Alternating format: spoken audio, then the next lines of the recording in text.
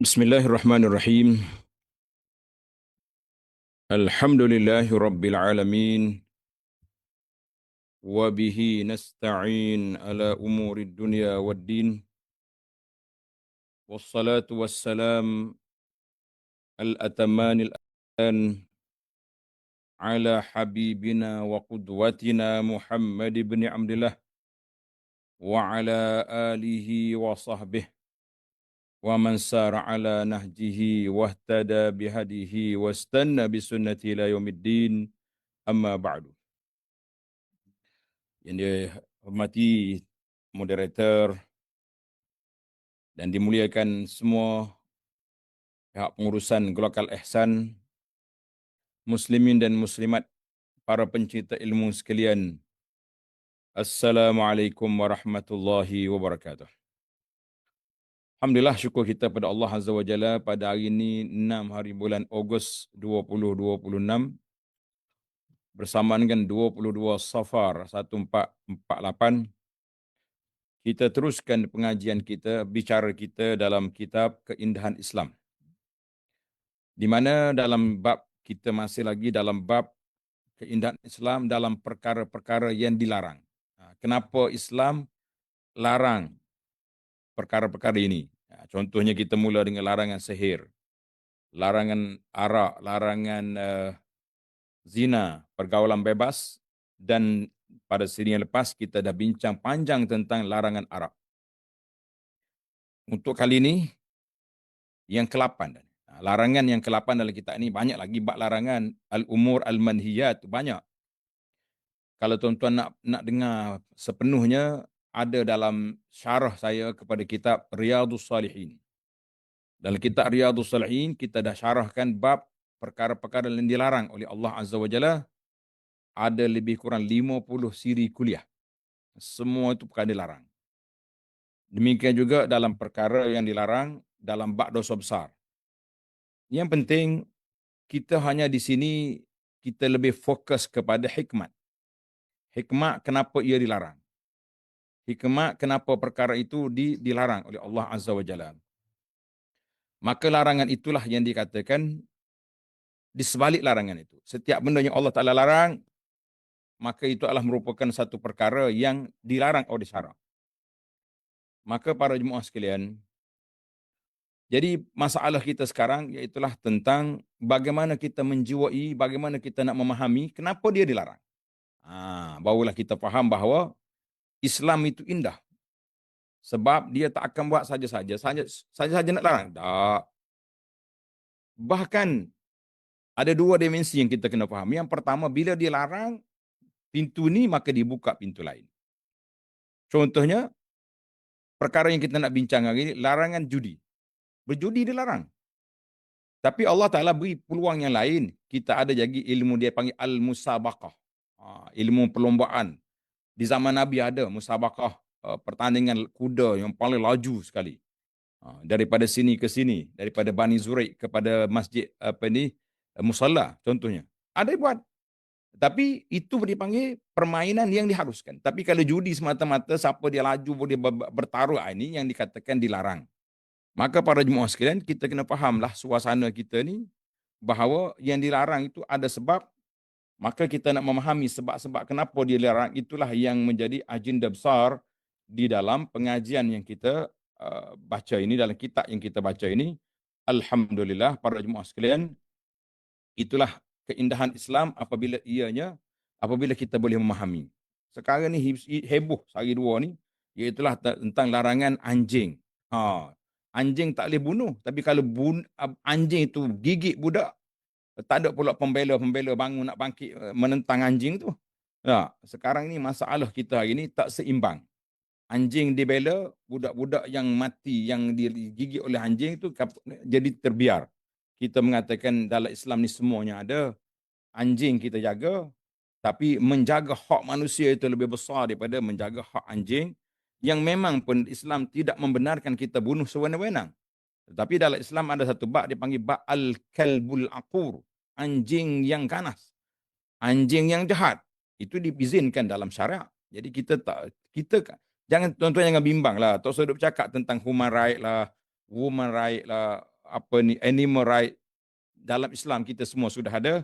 Itulah keindahan Islam berbeza dengan yang lain. Tapi orang yang tak mau ikut Islam, jadi dia kepeningan, cuba nak buat lah.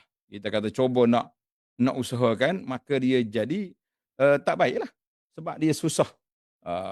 Konon-konon nak jaga hayawan, tapi tak jaga hak orang lain. Hak kejiranan, hak gangguan budak-budak nak pergi sekolah, nak pergi masjid malam-malam contohnya. Kenapa kita tak sebut? Jadi, kita jangan bimbang. Tak usah terpengaruhlah kita dengan permainan-permainan yang dibuat oleh puak-puak human right, animal right, dog right ni semuanya itu dalam suasana yang begitu bermasalah kepada kita. Maka para jemaah sekalian, kita usahakan supaya kita tidak terlebih dalam satu pihak, cuai dalam banyak pihak. Itu yang dilarang dalam Islam. Baiklah para jemaah pelajar sekalian, kita sekarang ini dalam bab larangan judi. Yang ada kitab keindahan Islam ni, tuan-tuan boleh buka muka surat 210. Yang ada kitab ni, muka surat 210. Inilah nama dia, keindahan Islam. Dan kalau kita mengikut dalam susunan kitab kita ini, tamaklah contoh perkara keindahan Islam dalam bab larangan. Contoh keindahan Islam dalam bab larangan. Jadi kita kata laranglah kita. Jadi kita kena belajar ilmu tentang larangan. Yang pertama sekali kita nak tengok apakah makna al-qimar wal maisir. Dalam Islam dia panggil al-qimar ataupun al-maisir. Nama dia judi. Apa makna judi? Judi ini telah ditakrifkan oleh para ulama Islam, iaitu dengan berbagai-bagai takrifat. Contohnya mengatakan bahawa huwa kullu ma la yakhlul la'ifi, permainan-permainan ada pertaruhan untuk mendapat keuntungan. Dapat keuntungan ataupun dapat kerugian. Macam makruhlah judi sekarang ni lah. Orang beli tiket dia dapat sekian, main macam ni dapat sekian, dapat. Itu semua tu dipanggil perjudian. Berbezanya berjudi dengan musabakah. Musabakah yang diizinkan oleh syarak, ada SOP dia, ada tersendirinya. Tak kira lah. Kita buat program RZ motor, ada dapat cabutan bertuah sekian-sekian. Dari mana itu semua? Dia punya hadiah tu dari mana? Ni budak-budak yang pemuda, orang-orang muda duk jual barang, jual kepuk, jual apa dalam TikTok. Kemudian tawarkan dengan macam-macam dia punya hadiah. Adakah dia syukur SOP syariat telah dirujuk ke majlis Jabat Mufti, majlis fatwa contohnya, ataupun suka-suka je sebab orang beli kerana nak dapat kereta, orang beli kerana nak dapat sekian-sekian, maka itulah permainan-permainan dikosmetikkan oleh penganjur, tapi sebenarnya ada unsur al-qimari wal maisir dalam perkara itu. Maka kita kena hati-hati, jangan bermudah-mudah membuat tawaran-tawaran istimewa. Kalaulah ianya tidak mengikut SOP syariat, maka dia terjebak dengan perkara-perkara judi yang diharamkan oleh Allah Azza wa Jalla. Itulah yang dikatakan permainan-permainan itu menunjukkan bahawa mana-mana permainan yang ada pertaruhan, ada tiket nak masuk dan dia akan dapat pulangan, maka itu dia panggil al-qimar wal maisir. Mengikut zaman dulu, ada cara dia, zaman kita pun ada cara dia. Zaman kita contohnya, al-maisir fil asril hadis. Judi pada zaman kita ni macam mana pula? Dia kata, tanawwa'at, berbagai-bagai bentuk judi di zaman kita hari ni. Ada judi dalam talian. Dia panggil judi dalam talian. Ni banyak ni berlaku ni. Macam-macam dia punya buat. Judi dalam bab permainan-permainan. Jadi kita nak kata satu jenis tidak. Maka para ulama Islam telah membuat satu definisi judi itu sekali. Setiap permainan yang ada pulangannya dan ada kerugiannya dan dibayar melalui pertaruhannya, maka itu dia panggil judi. Apa saja nama, dalam bentuk apa saja pun, bentuk melalui internet, melalui SMS, melalui WhatsApp, melalui apa saja dia panggil, dalam bahasa dia panggil fawazir. Ini teka-teki dalam TV dan sebagainya, itu semua itu termasuk dalam judi-judi yang diharamkan oleh Allah Azza wa Jalla. Maka kita kena faham. Adapun komponen ataupun rukun judi itu sendiri, dalam kita ni kita fokus kepada hikmat. Hikmat kenapa ia dilarang. Hikmat kenapa dia dilarang, tapi kita tak bincang tentang fiqahnya, syarak dia. Sebab Itu dalam kitab fiqh, kan? Tapi kalau digabungkan kitab ini dengan kitab fiqh, menarik. Mana para pendakwah, para asatidzah yang mengajar kita ni, dia buka juga kitab fiqh untuk mengetahui. Dia kata rukun judi itu yang pertama al-la'ibin. Orang yang bermain judi itu kena ada. Al-musyarik wal musyarikun fil lu'bah awil musabaqah. Jadi mesti kena ada orang main, orang buat pertaruhan. Dia kena ada situ pertaruhan. Tak kira biasakah ada orang yang bertaruh. Kalau main seorang tak ada apa-apa. Saya main seorang ya, saya menang, saya dapat kereta, saya kalah, tak ada apa-apa. Nak lawan dengan siapa? Awak seorang. Lah, dia kena ada laibin, ada orang yang bermain dan ada orang yang mengatur, ada dia punya penyusun, maka itu semua dia kata. Sama ada orang perseorangan atau syarikat. Yang kedua, min alatil maisir. Dia punya alat-alat dia tu tak kira. Kalau zaman dulu masyhur dengan kuda, dengan panah, dengan alat-alat, mana zaman kita ni main dengan handphone, dengan internet, dengan apa saja, maka itu dia panggil alat perjudian. Yang penting ada untung, ada rugi, ada pertaruhan, maka masuklah di judi. Dan di antaranya al-mal, ada pertaruhan harta. Sama ada melalui 2 orang, 3 orang, melalui syarikat, melalui apa, maka itu dia panggil. Bahkan kalau kita buat musabakah melalui internet, contoh dulu satu masa dulu, dia panggil teka-teki musabakah melalui SMS contohnya, kan? SMS. SMS ni biasa 5 sen. Ingat tak? Mula-mula keluar telefon handphone dulu, oh SMS 5 sen, 10 sen. Lebih daripada beberapa perkataan, jadi 2 page, 10 sen. Tapi bila kita nak masuk musabakah yang dianjurkan ini, kena bayar RM1 satu SMS ataupun 50 sen. Maka itu judi. Sebab dia sudah lari daripada harga sebenar. Itu masuk dalam perkara ini. Banyak ni kalau kita baca ni, jawabnya kita jadi kuliah tentang judi. Manakah kita ada al-mal, kena ada, tak kiralah dengan apa saja yang ada, yang penting ada tiket, ada pertaruhan, maka dia ada. Itu di antara kesannya, hasil daripada pertaruhan itu ada orang rugi, ada orang untung, maka jelaslah kepada kita pertaruhan yang ada itu. Baiklah. Hukum judi dalam Islam ini sudah jelas, sangat jelas. Bukan sekat sudah jelas, sangat jelas. Yang pertama, tengok dalam kitab kita ni, alhamdulillah dalam kitab kita sudah ada. Judi adalah setiap harta yang dijadikan pertaruhan. Tengok kita, definisi dalam kitab ni. Judi adalah setiap harta yang dijadikan pertaruhan dalam permainan atau pertandingan. Permainan atau pertandingan. Allah Ta'ala telah mengharamkannya melalui firman-Nya. Baca ayat Quran ni. Tuan-tuan yang ada Quran, buka surah Al-Ma'idah ayat 90 dan ayat 91. Ya ayyuhallazina amanu innamal khamru wal maisiru wal ansabu wal azlamu rijsum min amali syaitan fajtanibuhu la'allakum tuflihun. Wahai orang-orang yang beriman, sesungguhnya meminum arak. Ayat ni kita dah baca dalam sini pas. Berjudi, ini tajuk kita hari ni.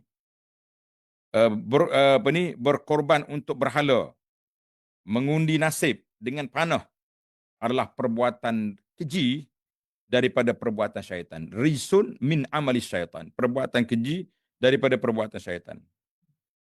Maka jauhilah perbuatan-perbuatan itu agar kamu mendapat keberuntungan. Kita nak benar, kita nak bertuah, kita nak selamat, jangan duk buat benda ni. Jangan duk buat benda ni. Innama yuridu syaitanu an yuqi'a bainakumul adawata wal baghdha'a fil khamri wal maisir wa yasuddakum an zikrillahi wa anis salah fahal antum muntahun. Allah tanya ini. Sesungguhnya syaitan itu bermaksud hendak menimbulkan permusuhan. Jadi syaitan ini balah ni nak timbul. Orang menang, orang happy, orang kalah, marah dia. Jadi ada 2 perbalahan.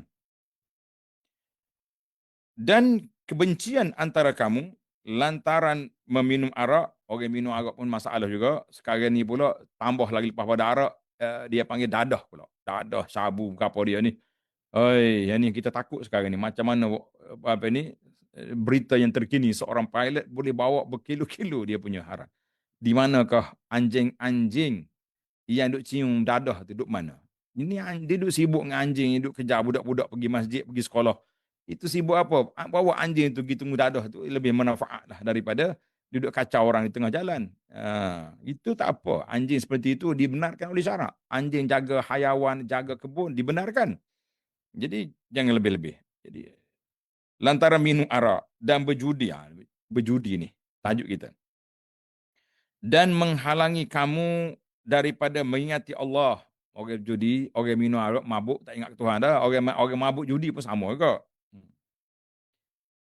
Tak solat, mana ada solat orang lagu ni.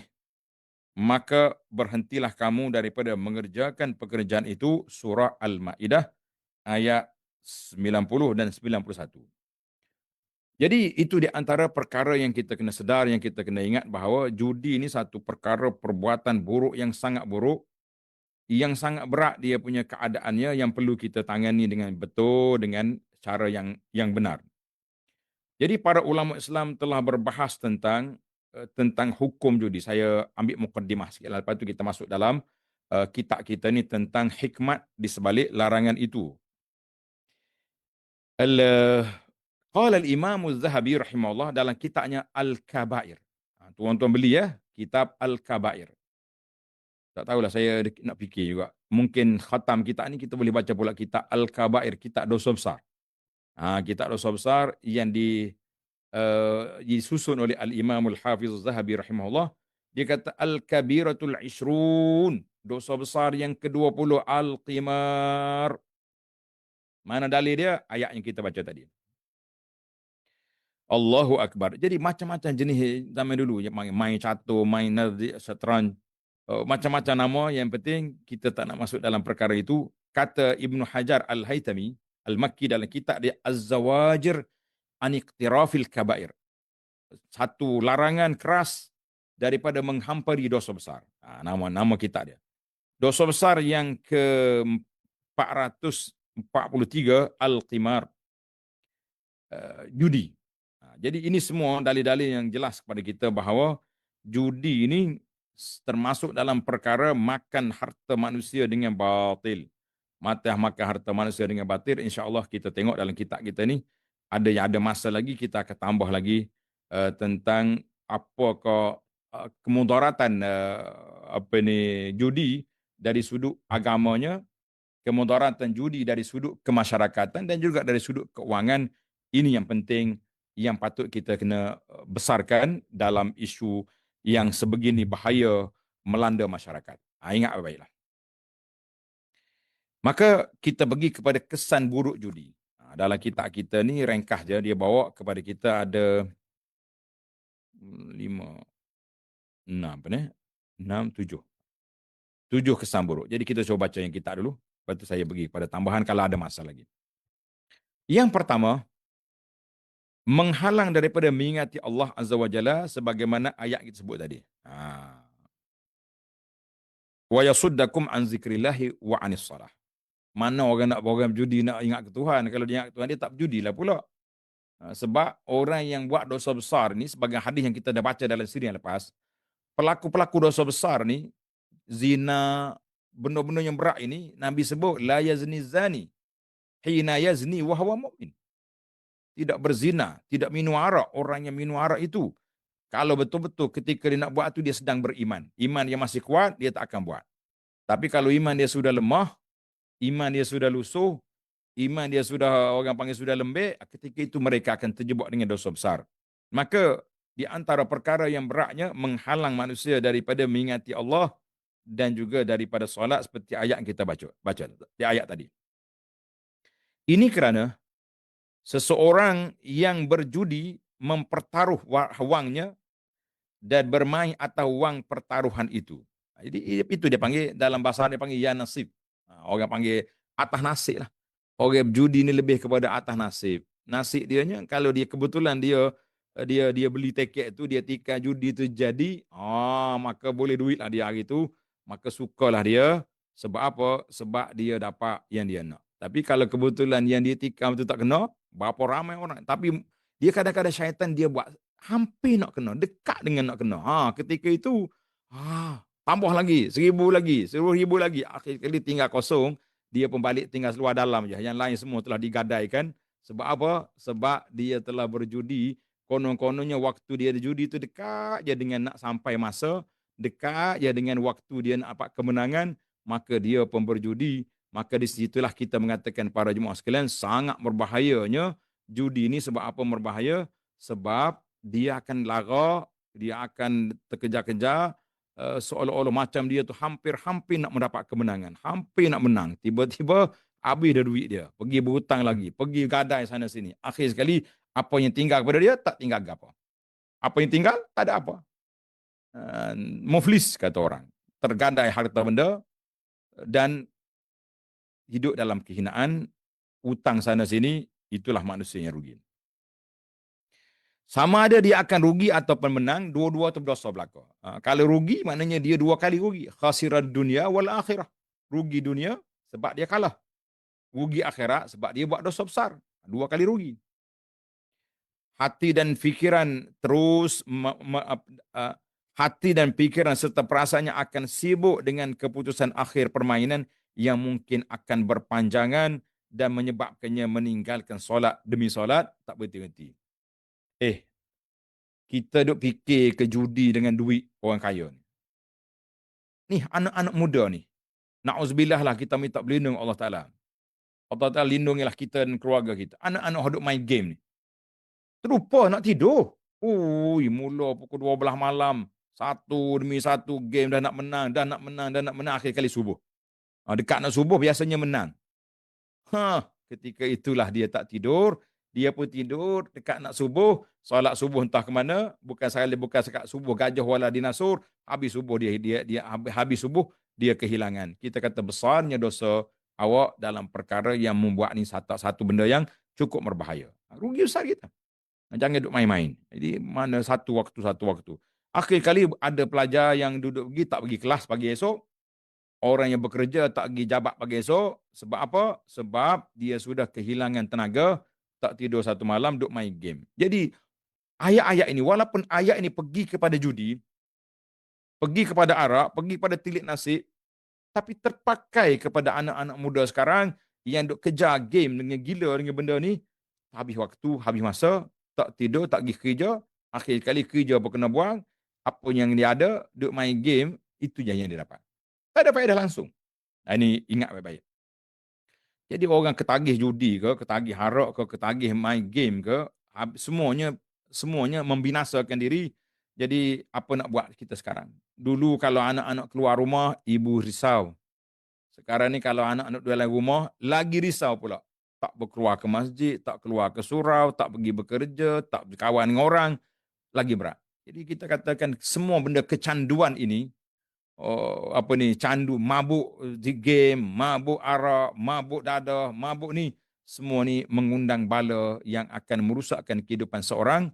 Walaupun dah hukum game taklah sama hukum dengan main judi ni, tapi mudarat dia tetap ada. Baik, jadi kita kena jagalah, jaga keluarga kita, jaga anak-anak kita, bagi nasihat. Kalau boleh bagi peluang kepada anak-anak untuk bekerja, carilah kerja-kerja yang beri manfaat untuk dunia dia, untuk akhirat dia, supaya dia hidup dalam suasana yang begitu baik, yang aman damai, tak usah duk cari benda pelik, cari yang sahih, kata kita. Itu yang pertama. Yang kedua, judi akan mewujudkan permusuhan dan kebencian antara manusia. Betul dah. Yang menang happy, yang kalah merana. Mula nak berperang lah, mula nak balah lah. Sebab apa? Sebab aku rugi, kau menang. Kau tipu aku, macam-macam lah dia. Dua-dua tu nak tipu orang belaka. Tapi dah kawan tu menang, macam mana? Nasib dia lah, nasib kau lah tak dapat. Dapat dengan kawan tu. Tak boleh nak kata apa dah. Allahul Musta'an. Baik.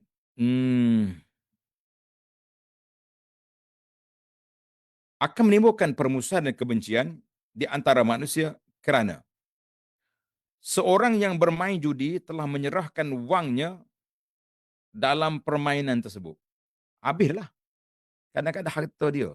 Nak menang sikit je lagi. Habis dah duit aku. Kereta kau dah kan, gadai je kereta. Habis. Balik jalan kaki kawan tu. Sebab itulah katanya dulu, zaman dulu tergadai negeri. Kalau penguasa tu mabuk dengan judi, sampai tergadai negeri.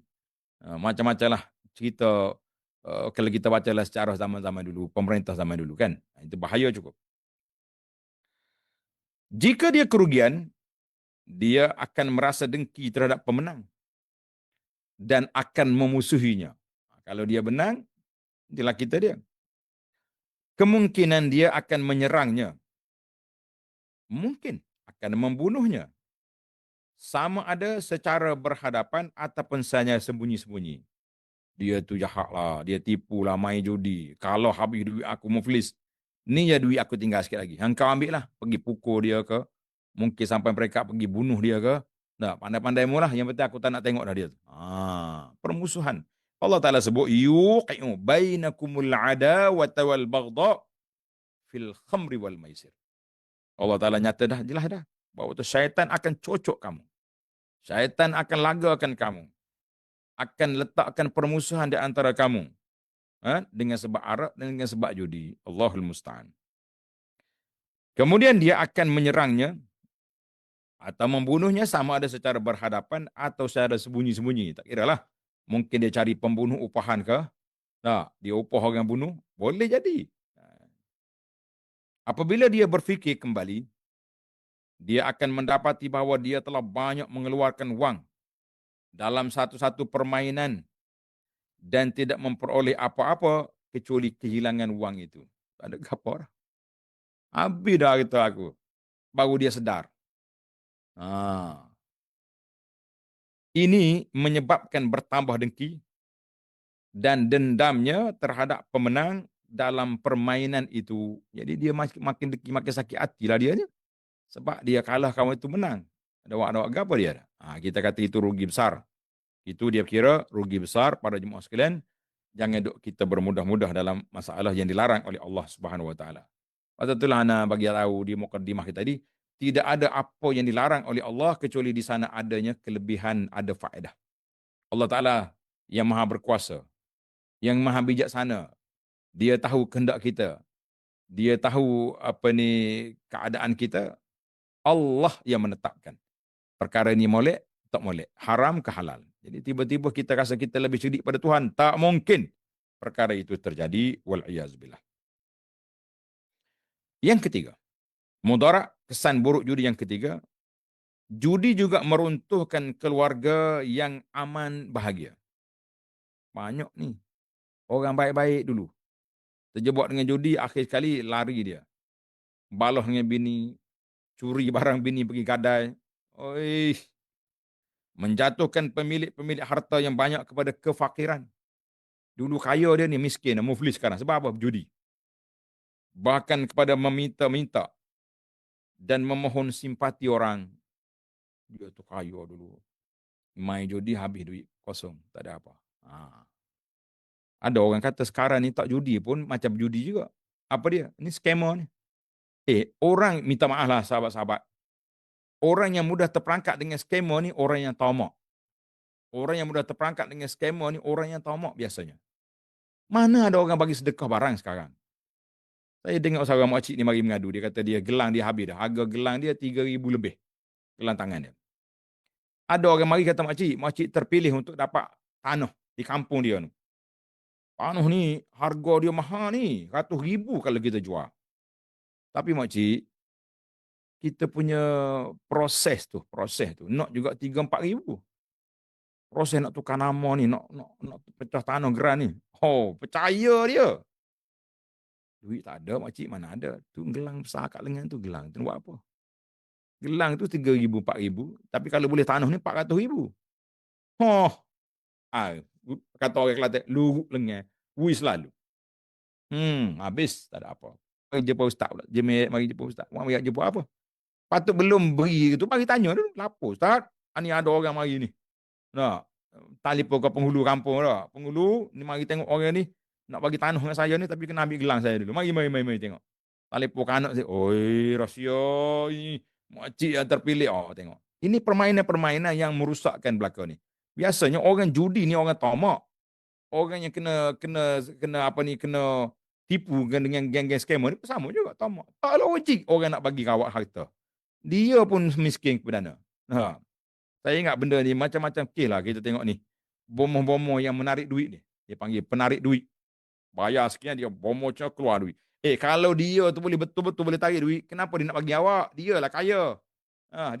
Dia kaya. Nanti bila dia dah kaya, dia sedekah dengan awak. Ini dia miskin je. Dia tunggu awak bagi RM50 lepas pada tarik duit tu. Ah, main-main. Baiklah. Jadi ada asalnya pemilik harta dah jadi papa ke dana dengan sebab apa? Dengan sebab berjudi, dengan sebab kena skema, dengan sebab macam-macam. Betapa ramai orang kaya yang menjadi fakir dan hilang hartanya, malah menjadi penghutang yang sentiasa diawasi oleh pemain-pemain judi lain yang masih mempunyai hutang ke atasnya. Ada muflis lah dia. Lebih-lebih lagi kalau dia berjudi dengan puak-puak ahlung itu pula. Dahsyat mereka ni. Hari-hari hantar mari gambar pisau lah, gambar pistol lah, mari letak pisau kat tangga lah. Macam-macam dia punya urutan. Melampau dia punya orang ni. Jangan main. Anda dapat melihat cerita-cerita mereka di akhbar, di surat-surat khabar. Bagaimana mereka yang punya kedudukan. Tiba-tiba selepas beberapa ketika, disebabkan permainan judi, berubah menjadi fakir miskin, yang tidak mampu untuk memenuhi keperluan mereka yang sedikit. Kenapa dia itu tu? Kemurungan, orang Kelantan kata monyok. Kenapa tu? Judi. Lepas tu, miskin.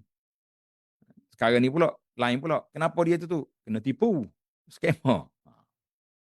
Jadi scammer ni pun permainannya macam tilik nasi jugalah. Tilik nasi. Awak bagi banyak ni, ambil banyak ni. Bagi modal banyak ni. Apa? Mari nombor akaun. Mari. Kita punya password, mari. Dia punya nombor. Beri kepada orang buat apa? Pelik lah. Ini kata-kata dunia ni pelik. Yang lebih pelik lagi, orang mudah percaya kepada ni sebab ketamakan yang kita ada ataupun dirasuk oleh syaitan tadi. Banyak cerita-cerita yang kita dengar dalam khabar ke, cerita di kampung kita ke, cerita kawan-kawan kita ke, cerita orang-orang yang kita dengar ke, banyak peristiwa-peristiwa yang terjadi. Berubah menjadi fakir miskin, tak mampu memenuhi keperluan mereka, bahkan kita dapati bahawa mereka meminta-minta dan memujuk rayu mengharapkan ihsan orang ramai. Allahu Akbar. Alhamdulillah di atas perlindungan Allah Ta'ala kepada kita. Jangan terjebak dengan judi, dengan saham cepat kaya, dengan skim-skim yang mengarut ni. Janganlah. Tak usah duduk serah tengkuk kepada orang lah. Kalau nak berniaga, kita berniaga betul-betul. Kalau nak bisnes, kita bisnes betul-betul. Pergi cari mana tempat saham-saham yang patuh syariah, kita melabur kat situ. Ni sehari dua, ni orang sibuk pula ni. Nak tarik duit daripada tabung haji sebab RCI. RCI sudah 3 tahun yang lalu lah. Kenapa hari ni baru nak tarik duit? Jadi macam-macam lah permainan-permainan dunia hari ni. Kita pun tak tahu syaitan manusia dengan syaitan jin ni masing-masing aktif belaka nak menyusahkan masyarakat, lebih-lebih lagi perkara yang berkait dengan kepentingan umat Islam. Terus duduk percaya ke dia. Baik, kita pergi pada yang keempat. Isteri kepada pemain judi. Masalahnya, kesan buruk judi kepada keluarga ni. Kepada keluarga dia. Anak-anaknya dan ahli keluarganya adalah antara manusia yang paling parah keadaan dan paling banyak kesukarannya. Keluarga dia. Kadang-kadang bapak dia tu lari entah ke mana dah, tapi keluarga pula di-attack, ditekan. Isteri dia pergi kerja pun tak selamat, orang duk ekor. Ni bini dia tu, ni bini dia tu. Tengok macam cantik je dia punya beg tu, macam jam dia mahal, handphone. Dia orang mula nak attack lah. Ni awak suami awak ni berhutang dengan kita. Jadi hidup tak senang lah. Susah. Anak-anak dan ahli keluarga menjadi mangsa adalah antara manusia yang paling parah keadaan dan paling banyak kesukarannya. Ini kerana si pemain judi tersebut akan mengasari dia sendiri itu jadi mengamuk seluruh harta benda dan barang-barang berharga lalu menjualnya atau menjadikannya cagaran, pergi berhutang, pergi cagar, kan? Dekat cagar dekat apa ni tempat, kalau pergi cagar tempat kita kata Ar-Rahnu, ada juga itu ni pergi cagar dekat Ahlung apa pun kau dapat. Yang menyebabkan keluarganya berada dalam kesusahan, kesempitan, dihimpit oleh tuan-tuan hutang ataupun harta mereka hilang dengan sebab bapak dia yang jahat, pergi jual sana sini, bergadai sana sini. Kita mengatakan itulah keburukannya yang sudah sangat-sangat buruk yang kita nampak dalam kehidupan mereka. Sedangkan mereka melihatnya mengambil keperluan mereka yang terlalu sedikit dan meninggalkan mereka dalam keadaan tidak mempunyai apa-apa, hanyalah kerana hobi yang sia-sia dan permainan yang memusnahkan semata-mata ikut nafsu, walaupun dia dimurkai oleh Allah Azza wa Jalla ataupun dilarang oleh syarak, maka semua itu permainan-permainan, perbuatan-perbuatan yang keji yang jangan sekali kita terjebak dengan perbuatan yang sangat dahsyat ini.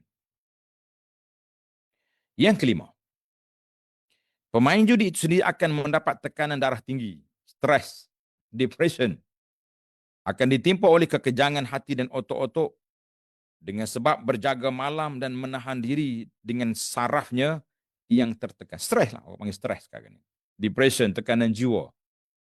Ini kerana dia memulai permainan dalam keadaan sarafnya tertekan dan berdebar kerana bimbang akan hartanya serta berharap untuk memenangi harta lawannya. Maknanya hidup dalam ketamakan. Duk mikir macam mana kita nak lawan hari ni. Nah, minggu depan kita lawan pula, duit ada banyak ni dah, last dah ni, last ni. Kalau tak menangnya ni, pulih dia. Pulih dia. Seminggu nak lawan tu, dia duk mikir macam-macam. Yang tak tahannya, hak warak-warak sikit, pergi minta semaya hajat juga tu dia tu. Jumpa ustaz, ustaz jangan lupa solat hajat dah. Oh, kalau saya dapat ni projek yang minggu depan ni, saya belanja ustaz. Ustaz pun solat hajat perdana malam tu. Ingat ke projek apa ni nak dapat tender buat jambatan, rupanya projek nak pergi berjudi. Nanya kau ustaz. Ustaz pun dia berjual saja. Ni orang panggil penunggang agama, ditunggangnya ustaz. Sebab apa? Sebab dia nak berjudi minta benang. Janji dengan ustaz pula tu. Kalau benang nak pergi umrah pula. Sudah ustaz ni kata. Rugi besar kalau tak benang. Rupa-rupanya bila lepas solat hajat beberapa bulan, dengar cerita kawan tu sudah muflis sebab kalah judi. Aduh, aku ingatkan dia dapat tenda buat jambatan. Na'udzubillah. Kita minta berlindung Allah Ta'ala. Semua orang akan terpalik. Semua orang akan ditunggangnya. Yang penting untuk kepentingan judi dia tu. Jadi dia dalam stres dalam keadaan. Apabila dia betul-betul kerugian, hartanya terbang melayang, impiannya lenyap, maka ketika ini dia mungkin akan mengalami kekejangan atau serangan jantung. Rebah dah. Apa? Kena jantung. Bahkan kebanyakan pemain judi kaya yang telah berusia lanjut akan membawa bersama mereka doktor-doktor peribadi untuk memantau kesihatan mereka ketika bermain judi. Doktor petali baru juga. Biarnya mati ya orang tua ni. Ada. Kalau dia menang kita dapat banyak. Nak kata apa. Namun, ramai juga dalam kalangan mereka yang hilang nyawanya atas meja judi. Na'udzubillah. Khasirat dunia wal akhirah. Dua-dua dia rugi. Rugi dunia, rugi akhirat. Rugi dunia. Harta dia hilang. Rugi akhirat. Mati dalam keadaan dosa besar. Mati dia anak oleh Allah Azza wa Jalla. Kalau tengah duk judi pula, main arak pula. Bar pula ada punya nyanyi. Bertindak tingkat-tingkat dia punya apa ni dosa dan maksiat. Berkeji, bertambah keji. Na'udzubillah. Kita minta berlindung Allah Ta'ala. Namun, ramai juga dalam kalangan mereka yang hilang nyawanya atas meja judi. Na'udzubillah. Ini adalah suatu perkara yang diketahui umum. Setengah daripada mereka membunuh diri sejurus selepas tamat permainan. Dah kalah. Nak balik buat apa lagi? Balik mestinya marah ke bini, marah ke anak. Habis harta benda orang kau ni. Nak gimana kita? Rumah pun dah gadai dah semalam. Sudah. Di bandar raya Melbourne, Australia, terdapat sebuah pusat perjudian terkenal. Ini cerita, fakta. Terdapat sebuah jambatan besar yang merentasi laut berhampiran dengannya. Ikan duk tunggu kat bawah dah. Sebab orang kalah judi terjun situ. Beberapa orang rakan di sana pernah memberitahu, ni pengarang kita ni, bukan rakan Abu Anas ni. Abu Anas tolong uruskan terjemahan je. Beberapa orang rakan di sana pernah memberitahu ramai dalam kalangan mereka yang kerugian dalam perjudian. Selepas kekalahannya, ia datang ke jambatan tersebut lalu menghumpankan dirinya ke dalam laut. Na'udzubillah min su'il khatimah. Na'udzubillah. Kita memohon keselamatan daripada Allah Ta'ala daripada terjebak dengan perbuatan yang mungkar, yang keji dan jahat ini. Nak kata apa dah dia. Orang seperti ini telah membazirkan hartanya, kemudian diikuti dengan membazirkan kehidupannya. Harta dia bazir, hidup dia membazir. Mungkin kalau dia tak terjun tu panjang lagi umur dia, tapi sudah terjun, habislah umur dia. Maka apakah kebaikan daripada berjudi jika kesan-kesan dan mudaratnya amat menyakitkan? Na'udzubillah. Yang keenam, sesungguhnya perjudian meranapkan ekonomi. Dari sudut ekonomi pula kita bincang tentang masyarakat, keluarga dan ekonomi. Sesungguhnya perjudian meranapkan ekonomi dan membantutkan produktiviti. Orang tak kerja dah sebab kalau benar judi ni cepat kaya dia. Ni dah panggil skim cepat kaya. Hal ini kerana perjudian membawa keuntungan-keuntungan tanpa sebarang pengeluaran produk untuk negara. Negara boleh duit. Lesen judi itu besar. Oh, jangan main. Pasal itulah orang tak haram judi. Ya, cuma dia haram kepada orang Islam. Dia tulis orang Islam tidak dibenarkan masuk di sini. Tak benar masuk juga. Keuntungan tanpa sebarang pengeluaran produk untuk negara. Tapi ingat molek, tulis kat bawah tepi tu, negara dapat lesen. Lesen judi, banyak. Ia bukanlah suatu industri dan bukan juga suatu pertanian. Begitulah ia melumpuhkan ekonomi sebenarnya. Kok kayanya toke judi? Toke kaya. Dia tak judi toke kaya tu. Kalau dia judi mampu fakir ya. Kalau dia judi, kalinya dia kena lanyak. Tapi dia tak judi, dia judi. Cerita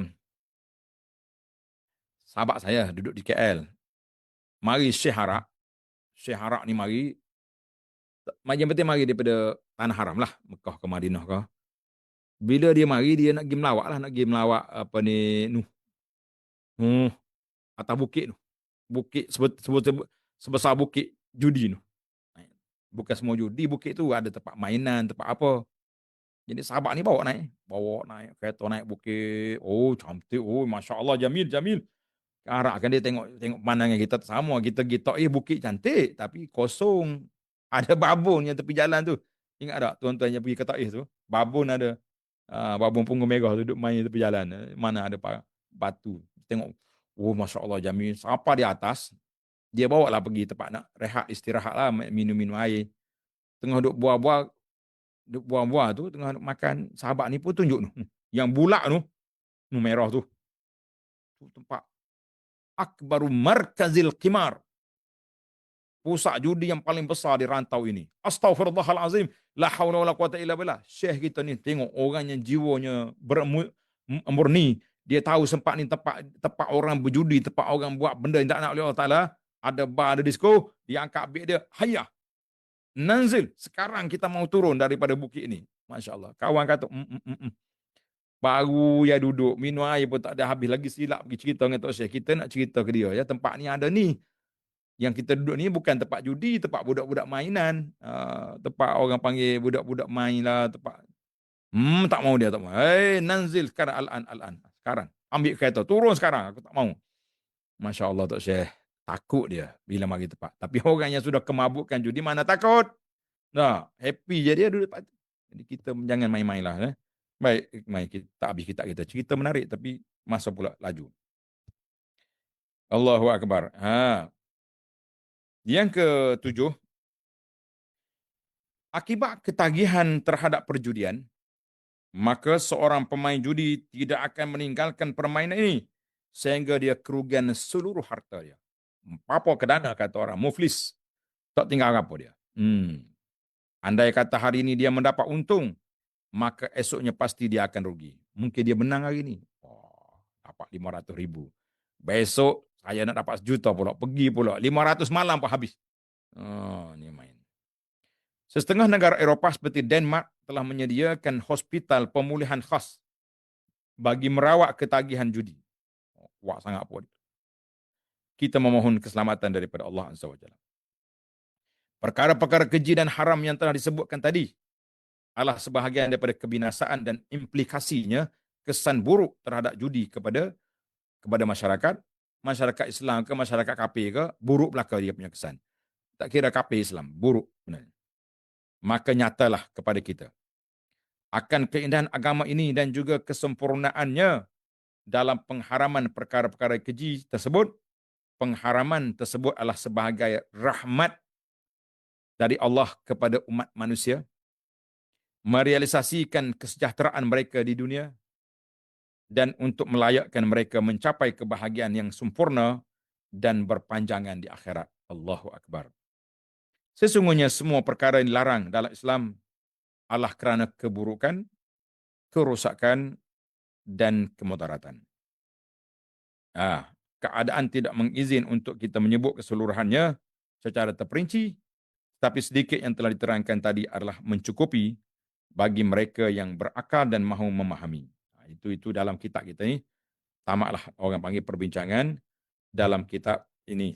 Ada sedikit tambahanlah saya tambah dalam kitab Al-Kalimut Tayyib yang menyebut tentang pengharaman judi ni, supaya kita semua boleh boleh memahami dan menjiwai di antara tadi kita sebut dah tentang masyarakat, tentang keuangan, tentang ekonomi, tentang negara.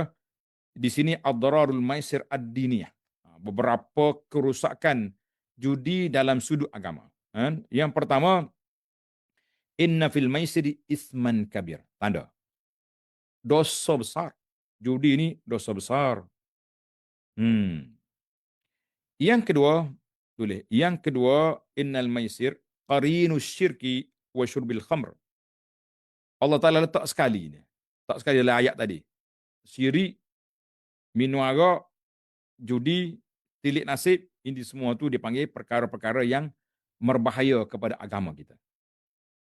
Yang ketiga, innal maisir rijsun. Allah Ta'ala sebut, rijsun min amalis syaitan. Benda keji, jijik daripada permainan syaitan. Takkanlah kita orang beriman sanggup nak main, nak ambil benda-benda yang dimain oleh syaitan. Yang keempat, innal maisir min amalis syaitan. Judi ini termasuk dalam permainan syaitan. Siapa dia nak jadi bola tanggung syaitan, dia pergi judi. Pergi minum arak. Itu dia panggil judi belaka tu. Allahu Akbar. Jadi syaitan ni, dia tak tinggal apa. Yang kelima, judi min mawa'ni'il falah. Penghalang untuk seorang itu mendapat kebahagiaan di dunia, dan ketenangan di dunia, dan keamanan di akhirat, hilang belaka dia tu. Yang keenam, innal maisir judi yasuddu, menyekat manusia daripada mengingati Allah dan daripada solat. Itu di antara keburukan judi dalam keagamaan. Dalam dunia tadi kita dah sebut, tapi saya simpul sekali lagi. Judi menjadi sebab permusuhan dan perbalahan di antara manusia. Judi sebab bala. Judi min awamil intisharil batalah, menyebabkan orang jadi tak mahu bekerja. Cukuplah kita judi boleh duit banyak. Jadi. Yang ketiga, judi memberi saham besar untuk berlakunya jenayah. Bila dia kalah, dia akan pukul orang tu, dia akan bunuh orang ni, macam-macam.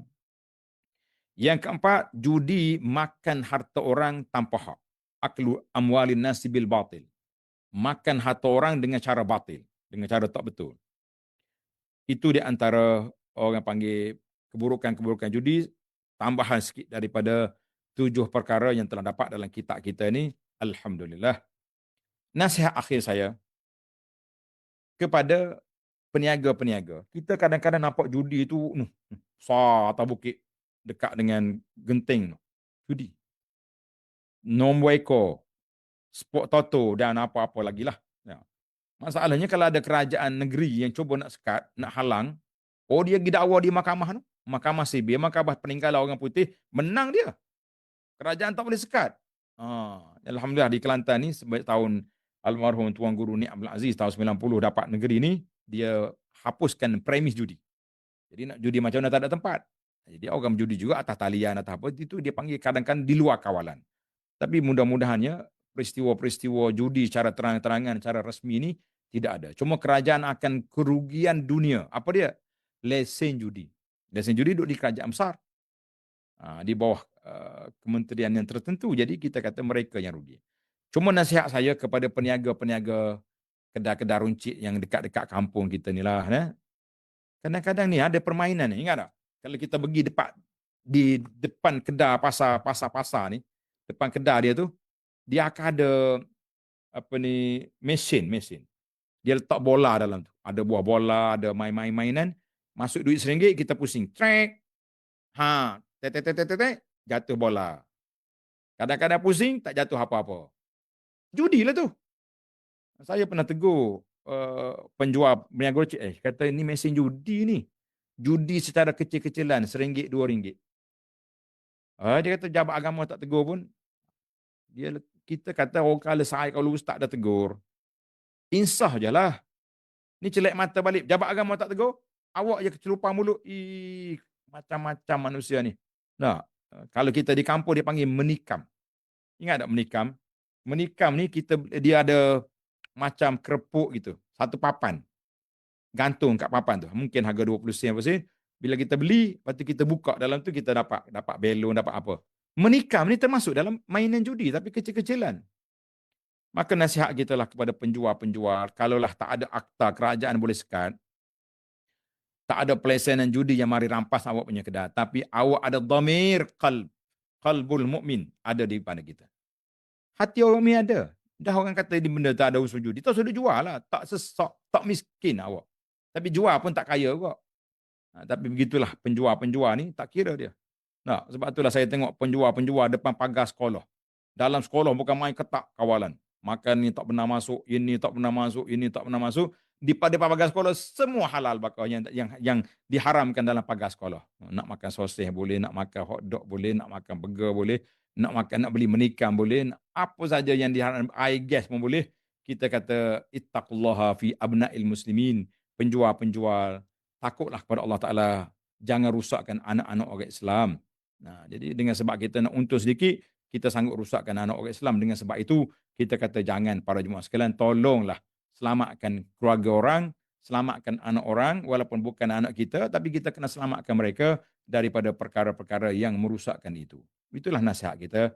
Mudah-mudahan para jemaah sekalian, tamatlah perbincangan kita. Alhamdulillah, kita masuk dalam siri yang akan datang, bab yang kelima dalam masalah perundangan. Kita nak tengok dari sudut undang-undang jenayah dalam Islam. Kita akan belajar bab hudud, qisas dan ta'zir. Hudud, qisas dan ta'zir yang sangat penting dalam perjalanan ini. Ataupun kita tengoklah kalau ada lagi kenapa Allah Taala haramkan bela anjing ke, mungkin kita boleh tambah. Boleh je. Kitab ni pun kita yang terjemah, apa salah kalau kita tambah lagi.